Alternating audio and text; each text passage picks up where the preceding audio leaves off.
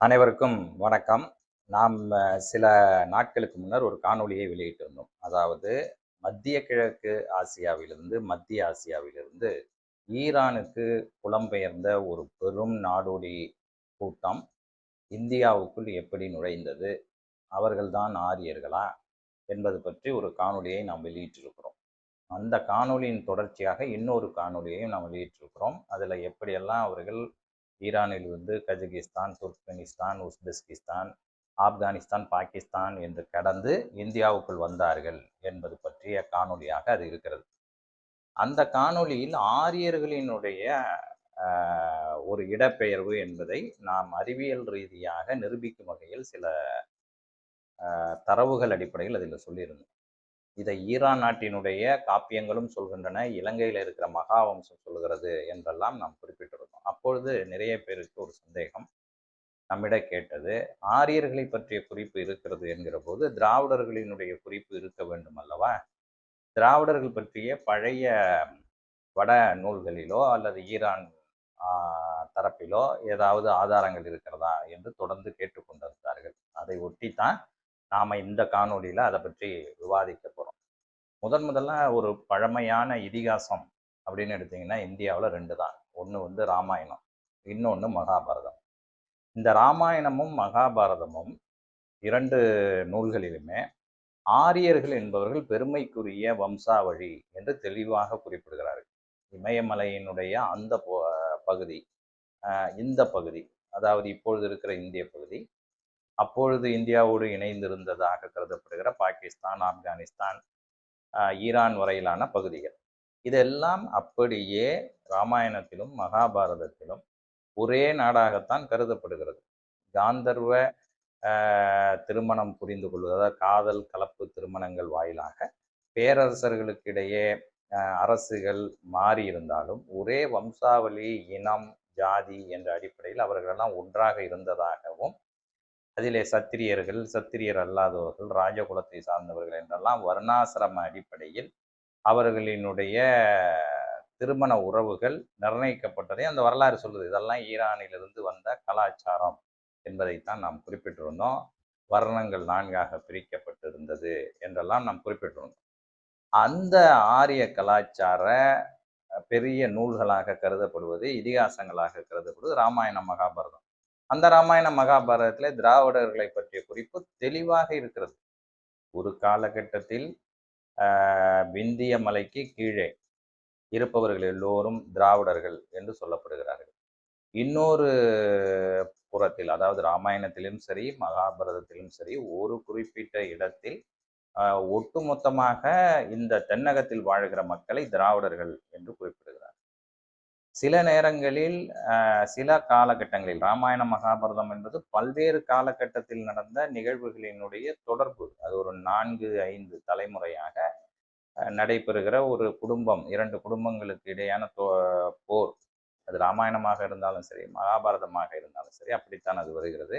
ஒரு 2-3 குடும்பங்களுக்கு, பாரம்பரியங்களுக்கு இடையே நடைபெறுகிற ஒரு போர், அப்படித்தான் அது எல்லாம் வருது. அதுல எல்லாவற்றிலுமே ஒரு காலகட்டத்தில் திராவிடம் என்பது விந்திய மலைக்கு கீழ், நர்மதா தபதிக்கு கீழ் இருக்கிற அல்லது தக்கான பீடபூமிக்கு உட்பட்ட பகுதிகள், இப்படி எல்லாமே திராவிட நாடுகள் என்று அதில் சொல்லப்பட்டிருக்கு. சில இடங்கள்ல எப்படி சொல்லப்பட்டிருக்கிறதுனா சேர, சோழ, பாண்டிய, திராவிட, ஆந்திர நாடுகள் அப்படின்னு சொல்லப்பட்டிருக்கு. சில பகுதிகளில் கேரளா, தமிழ்நாடு, திருப்பதி, கடப்பா, இந்த ராயலசீமா பகுதி ஆந்திரா, அது இந்த பக்கத்துல கர்நாடகத்தின் அதாவது பெங்களூரு, ஓசூர் இதை ஒட்டி இருக்கிற பகுதிகள், இதை உள்ளடக்கிய பகுதிகளை சேர்த்து திராவிட நாடு என்று சொல்லப்படுகிறது. சில நேரங்களில் கர்நாடகா விடுபட்டு, ஆந்திரா விடுபட்டு அவையெல்லாம் ஆந்திர நாடு, கர்நாடக நாடு என்று சொல்லப்படுகிறது. அதனால எங்கேயும் தமிழ்நாடு என்று சொல்லப்படவில்லை. அதற்கு பதிலாக பாண்டிய நாடு, சோழ நாடு, சேர நாடு என்று குறிப்பிடப்பட்டு இடையில ஒரு திராவிட நாடு சொல்லப்படுகிறது. ஏதோ ஒரு வகையில் ஒரு திராவிட நாடு எப்பொழுதும் சொல்லப்படுகிறது. அந்த திராவிட நாடு என்பது சில காலகட்டங்களில் ராமாயணத்திலையும் சரி மகாபாரதத்திலையும் சரி கேரளாவோடு இணைத்து சொல்லப்படுகிறது, ஆந்திராவோடு இணைத்து சொல்லப்படுகிறது. சில நேரங்களில் இதிலே சில பகுதிகள் அதிலே சில பகுதிகள் என்று சொல்லப்படுகிறது. அதே ராமாயணம் மகாபாரதத்தில் பெருவாரியான நேரங்களில் பொதுவாக குறிப்பிடும்போது தென்னிந்தியாவில் இருக்கிற விந்திய சாத்புரா மலைகளுக்கு கீழே இருக்கிற பகுதிகள் என்கிற வகையில், அல்லது வட வேங்கட மலைக்கு கீழே இருக்கிற பகுதிகள் என்று எல்லாமே திராவிட பூமி என்று சொல்லப்படுகிறது. இப்ப மகாபாரதங்கிறது உங்களுக்கு வந்து பீஷ்ம பருவம் அப்படின்னு சொல்லி அதுல ஒரு அது பல மண்டலங்களாக பிரிக்கப்பட்டிருக்கும், ஒவ்வொரு அத்தியாயமாக பிரிக்கப்பட்டிருக்கும் இல்லையா? அதனால பீஷ்ம பருவத்தில் தென்னிந்திய இனக்குழுக்களுக்கு கேரளா மூஷிகர்கள் சேர்ந்து திராவிடர்கள் அப்படின்னு சொல்லுது. மலையாளிகள், இப்போ உள்ள மலையாளிகள், மூஷிகர்கள் அவர்கள் 2 பேரும் இணைஞ்சது திராவிடர்கள் அப்படின்னு சொல்லுது. அப்புறம் பாண்டிய நாட்டை மட்டும் திராவிடம் என்று மகாபாரதம் குறிப்பிடுது. இப்படி ஒவ்வொரு காலகட்டத்தில் குறிப்பிடுறதுக்கு அதுல குறிப்புகள் இருக்கு. மனுஸ்மிருதி இது வந்து ஆரியர்கள் சொல்லக்கூடிய மிக பழமையான நூல். அந்த மனுஸ்மிருதி அடிப்படையில தான் நியாயங்கள் கற்பிக்கப்படுகிறது, வேதங்கள் உணர்த்தப்படுகிறது, அதன் அடிப்படையிலான ஆட்சி நடத்தப்பட்டது, நடத்தப்பட வேண்டும் என்றெல்லாம் சொல்லுகிறார்கள் இல்லையா? அந்த மனுஸ்மிருதியில திராவிடர்கள் என்பவர்கள் யார் என்ற குறிப்பு இருக்கு. அவங்க என்ன சொல்றாங்கன்னா, வேங்கடமலைக்கு கீழ் இருந்தவர்கள் ஒரு காலகட்டத்தில் ஆரிய வம்சாவளி சடங்குகளை, சமஸ்கிருத ஸ்லோகங்களை பின்பற்ற தவறி அதற்குரிய பலியிடல் தொடங்கி எல்லா யாகங்களையும் செய்யாதவர்களாக இருந்ததால் அவர்கள் நம்முடைய இனத்திலிருந்து விலக்கி வைக்கப்பட்டவர்களாக, மதத்திலிருந்து விலக்கி வைக்கப்பட்டவர்கள், எனவே அவர்கள் திராவிடர்கள் என்று பிரித்து அழைக்கப்படுகிறார்கள் என்று மனுஸ்மிருதியே சொல்லுது. இது இல்லாம பிராகிருத மொழியில் எழுதப்பட்ட பல நூல்களில் தமிழா, தமேடா, திராமிடா, திரமிடா என்று திராவிடம் தமிழ் இரண்டும் கலந்து வழங்கப்படுகிறது.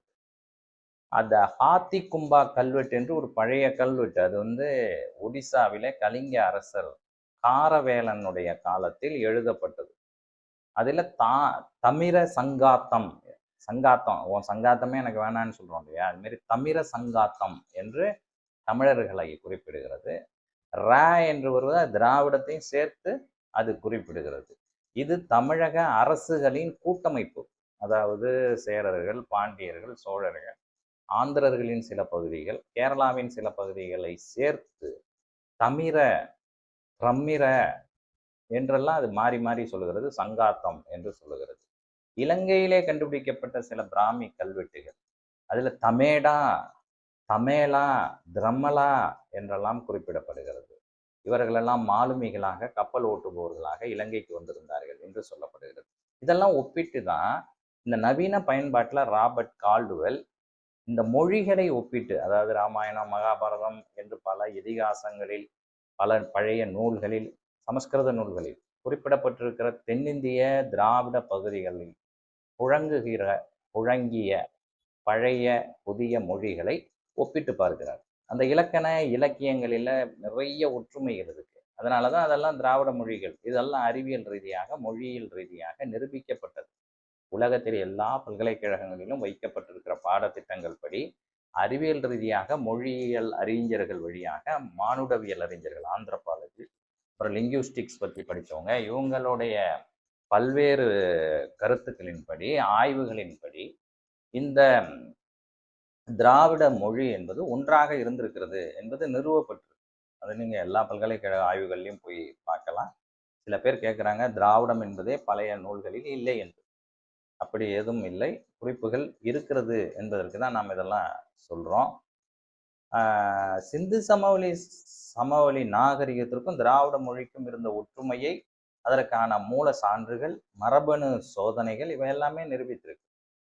இது மொழியியல் சான்றுகள் அப்படின்னு எடுத்து ஐராவதம் மகாதேவன், ஆஸ்கோ பர்போலா போன்றோர் சிந்து சமவெளி முத்திரைகள், அதாவது சீல், அதுல வந்து திராவிட குறிப்பீடுகள், குறிப்பா பாண்டிய நாட்டினுடைய மீன் படம் அதுல இருக்கிறது, அதெல்லாம் வந்து அவங்க நிரூபிச்சிருக்காங்க. அது மட்டும் இல்லாம நட்சத்திரங்கள், விண்மீன்கள், நிலா போன்ற படங்கள், அதுல சந்திரன் போன்ற படங்கள் எல்லாம் அதுல இருந்திருக்கு. இது எல்லாமே திராவிட கலாச்சாரம் என்ற அடிப்படையில் சிந்து சமவெளி நாகரிகமே பழைய திராவிட கலாச்சாரம் என்று நிறுவப்பட்டு ராக்கி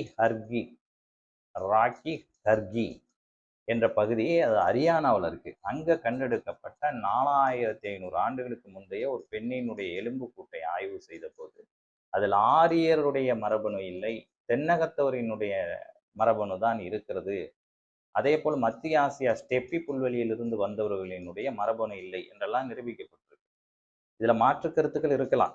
ஆனால் பெரும்பான்மையான கருத்துக்கள் தென்னகம் என்பது திராவிடத்தோடு தொடர்புடையது என்பதற்கான செய்திகள் இதில் இருப்பது உறுதிப்படுத்தப்படுகிறது என்பதற்காக நம்ம இதெல்லாம் சொல்றோம். அப்புறம் கீழடி, அதை நிரூபிக்கும் வகையிலே இரும்பு பயன்பாடு வரையில் இருந்தது, எந்தெந்த பகுதிகளில் இருந்தது என்பதெல்லாம் அந்த கீழடி ஆய்வில் தெரிய வருகிறது. இதுவும் சிந்து சமவெளி நாகரிகத்தை ஒட்டிய நாகரிகமாக எல்லாமே அகில இந்திய அளவில் வெளிநாட்டிலிருந்து ஆரியர்கள் வருவதற்கு முன்னர் இருந்த ஒரு பழம்பெரும் கூட்டம்தான் திராவிட கூட்டம் என்பதும், அவர்களுக்கு சிந்து சமவெளி நாகரிகம் அவர்களுடைய நாகரிகம் என்பதும் பல நிலைகளில் நிரூபணம் செய்யப்படுகிறது.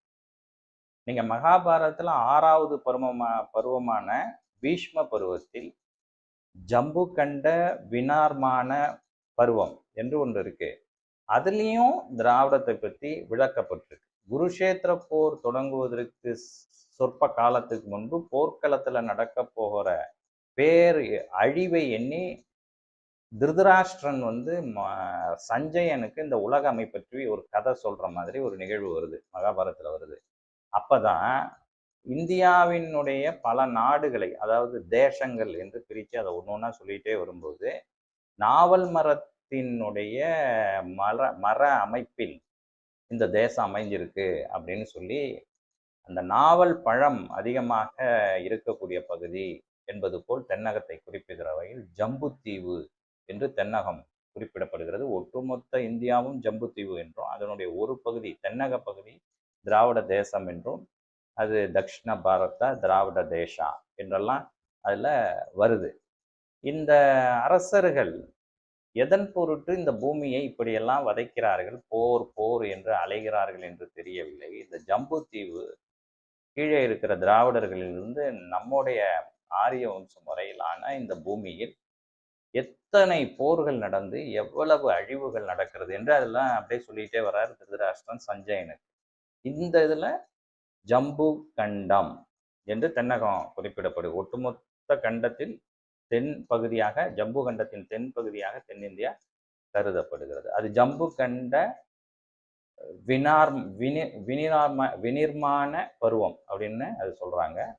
இது ஒரு மேப்பு போல எந்தெந்த தேசங்கள் இருக்கு, ஆறுகள் இருக்கு, மலைகள் இருக்கு, இதெல்லாம் அதுல வருது. ஸோ அடுத்து இதில் திராவிட என்ற சொல்லே இல்லை என்பதெல்லாம் வரலாற்றில் இல்லை. இந்த சஞ்சயன் தென்னக தேசங்களை வருகைப்படுத்தி கொண்டு திருதராசன்ட்டு கேட்டு தெரிஞ்சுக்கிட்டு திருதராசன் சொல்றாரு, நீங்க படையெடுத்து போகும்போது பாண்டிய, சோழ, கேரள, திராவிட, கர்நாடக, மகிஷ்க நாடுகளை கண்டுபிடிக்க முடியும் அப்படின்னு சொல்றாரு. அதுல திராவிட நாடு வருது, சோழ நாடு வருது, பாண்டிய நாடு வருது, கேரள நாடு வருது, கர்நாடக நாடு வருது, மகிஷ்க நாடு. அப்போ திராவிட நாடுன்னு ஒன்று இருந்து அது தன் எல்லைகளை மாற்றி அமைத்து கொண்டே இருந்திருக்கிறது வெவ்வேறு காலங்கள்ல. அப்படிதான் அதுல அர்த்தம். அதுக்கு அடுத்தது தென்னக தேசங்களின் முழுமையான என்னென்ன தேசங்கள் இருக்கு அப்படின்னு அதுல குறிப்பிடப்படுகிறது அப்படின்னு பார்த்தோம்னா, பாண்டிய நாடு, அது வைகை நதி கரையில இருக்குன்னு சொல்லப்படுது. கபாடபுரம்னு இருந்திருக்கு நகரம் அப்படின்னு அதுல வருது. சோழ நாடை பற்றி வருது. கேரள நாடு, அது சேர நாடு என்றும் அழைக்கப்பட்டது என்று சொல்லப்படுகிறது.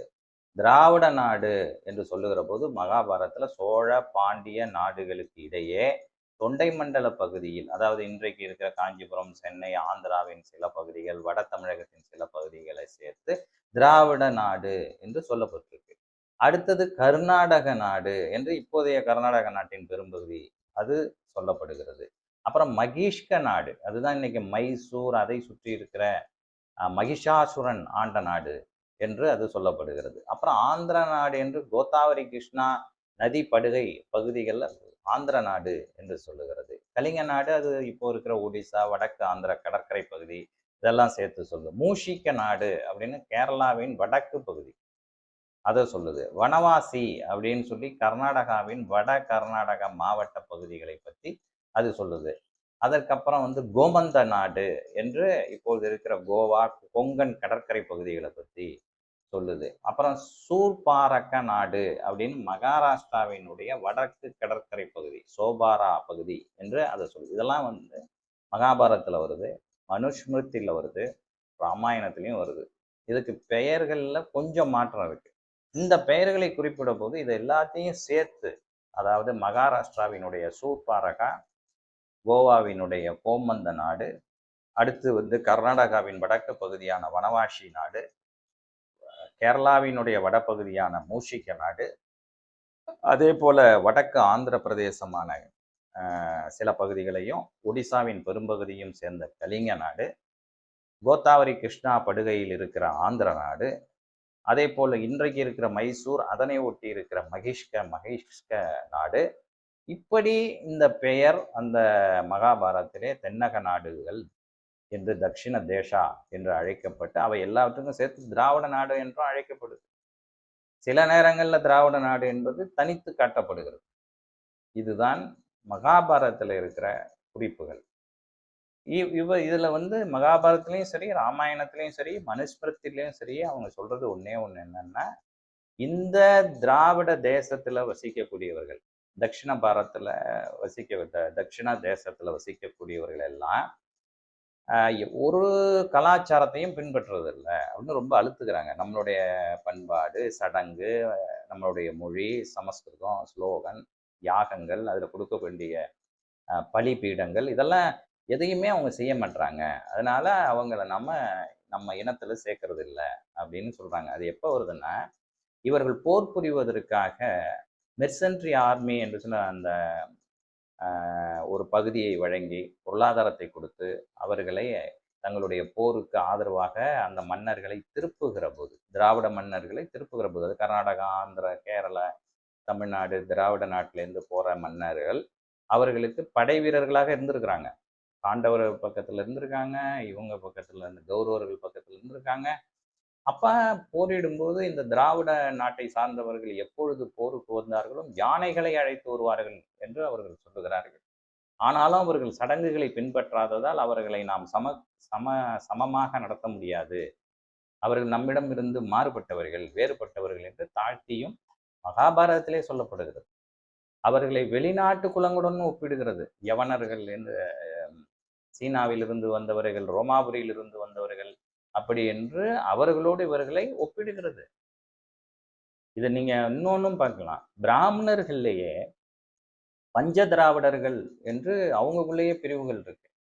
தமிழ்நாட்டிலிருந்தும் கேரளாவிலிருந்தும் வந்தவர்களை திராவிட பிராமணர்கள் என்றும், ஆந்திர பிராமணர்கள் என்று தெலுங்கு பகுதியில் இருந்து வந்தவர்களையும், கர்நாடக பிராமணர்கள் என்று கன்னடம் பேசுகிற பகுதியில் இருந்து வந்தவர்களையும், மராத்தி நிலத்திலிருந்து வந்தவர்களையும் மகாராஷ்டிரா பிராமணர்கள் என்றும், குர்ஜா என்று குஜராத்திலிருந்து வந்தவர்களையும் குறிப்பிட்ட இந்த 5 பேர், திராவிட, ஆந்திர, கர்நாடக, மகாராஷ்டிர, குர்ஜா அப்படின்னு சொல்றேன். அப்ப திராவிடன்றது இப்ப இதுல கேரளா இல்லை, தமிழ்நாடு கேரளாவிலையும் இவங்க சேர்க்கிறாங்க.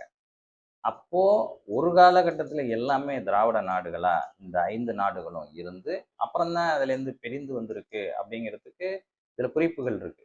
ஏன்னா ஒரு காலகட்டத்துல திராவிட நாடு என்பது ஆந்திர, கேரள, தமிழ்நாட்டையும் சேர்த்து குறிக்குது, சில நேரங்களில் தனிச்சு குறிப்பிடுது. அப்படிங்கும்போது இது ஒரு பெரிய பிராந்தியமாக இருந்து அதிலிருந்து தான் இந்த தட்சிண பதம் பிரிந்திருக்கிறது என்பது நம்மால் புரிந்து கொள்ள முடிகிறது. இதற்கான அனைத்து ஸ்லோக ஆதாரங்களையும் நான் உங்களுக்கு இன்னொரு காணொளியில் தருகிறேன்.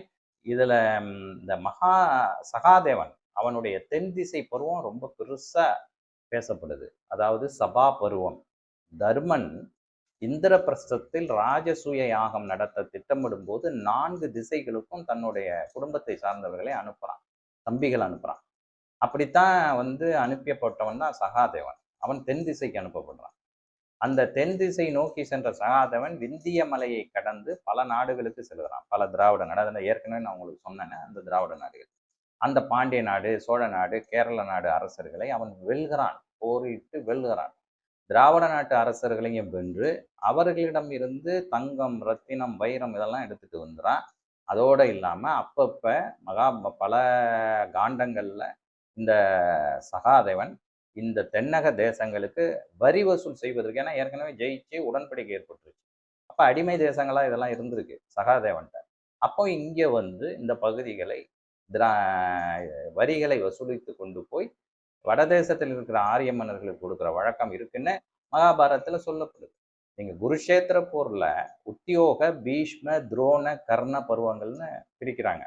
அதுல திராவிட நாட்டு படைகளும் அதனுடைய தலைவர்களும் கௌரவர்கள், பாண்டவர்கள் 2 பக்கத்திலும் பங்கெடுத்தார்கள் என்று சொல்லப்படுகிறது. பாண்டவர் தரப்புல வந்து தென்னகத்தை சேர்ந்த பாண்டிய மன்னன் சாரங்கவர்ஜன் என்பவனும், சோழ திராவிட நாட்டு படைகளும் இணைந்து போரிட்டாங்க. அங்க திராவிட நாடு பேர் வருது. பாண்டியர்கள், அது இல்லாம சோழர்கள், இவர்களோடு திராவிட நாட்டு படைகளும் இணைந்து போரிட்டன. இவைகளெல்லாம் பாண்டவர் தரப்பில் இணைந்து கொண்டன என்று சொல்லுகிறது. கௌரவர் தரப்பில் துரோண பருவத்தில் வந்து கர்ண பருவத்தில் என்ன சொல்லுங்கன்னா, அங்கேயும் திராவிட நாட்டு வீரர்கள் கௌரவர்களுக்கு துணை நின்றார்கள்.